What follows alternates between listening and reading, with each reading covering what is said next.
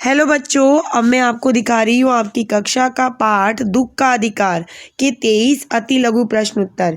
इन प्रश्नों का उत्तर आप पहले स्वयं दीजिए और उसके बाद मेरे द्वारा दिखाई गई उत्तरमाला से इसकी जांच कीजिए कि आपके कितने उत्तर सही हैं और कितने आपको अभी और याद करने हैं। आराम से आप इन वीडियो को रोककर अपने इन प्रश्नों को पढ़ सकते हैं।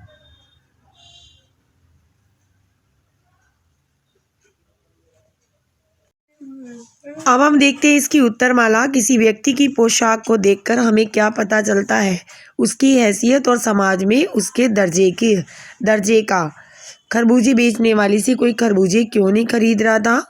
क्योंकि वह अपने बेटे की 13वीं करने से पहले सूतक में खरबूजे बेचने आई थी। लड़के की मृत्यु का क्या कारण था? मेड़ की नमी पर सोए सांप का पैर पर काटना था। पोशाक का जीवन में क्या महत्व है? वह अधिकार और दर्जा निश्चित करती है। भगवाना के पास कितनी जमीन थी? 1.5 बीघा।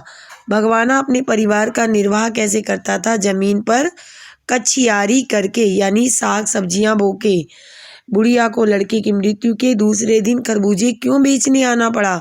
परिवार का पालन पोषण करने के लिए, क्योंकि उसके पोता पोती बहू जो बुखार से तड़प रही थी, सभी की जिम्मेदारी उस पे आ गई थी। बुढ़िया के दुख का क्या कारण था? उसके 23 साल के जवान लड़के की मौत हो जाना। लड़के को बचाने के लिए बुढ़िया ने क्या क्या उपाय किए? झाड़ फूंक कराई, नागदेव की पूजा कराई, जिसमें बच्चों उसके घर का सारा सामान, राशन सब बिक गया था। शोक और गम बनाने के लिए किसकी आवश्यकता होती है? बच्चों, सहूलियत की, यानी पैसे की। बाजार में लोग बुढ़िया को किस दृष्टि से देख रहे थे? घृणा की दृष्टि से। बुढ़िया स्त्री से खरबूजे लेने से धर्म ईमान क्यों नष्ट हो जाएगा? क्योंकि उसके घर में सूतक है, ऐसा लोगों का कहना था। कपड़े में मुंह छिपाए, सिर को घुटने पर रखकर कौन रो रहा था? बूढ़ी स्त्री।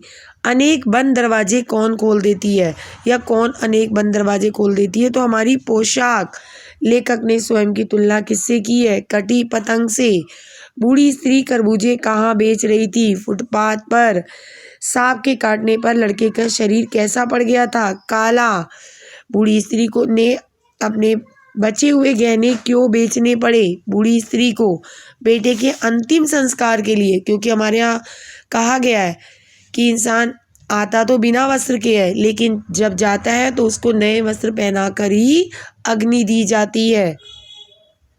दुख मनाने का अधिकार किन्हें नहीं है? तो बच्चों, निर्धन व्यक्तियों को, गरीब लोगों को दुख मनाने का अधिकार नहीं है।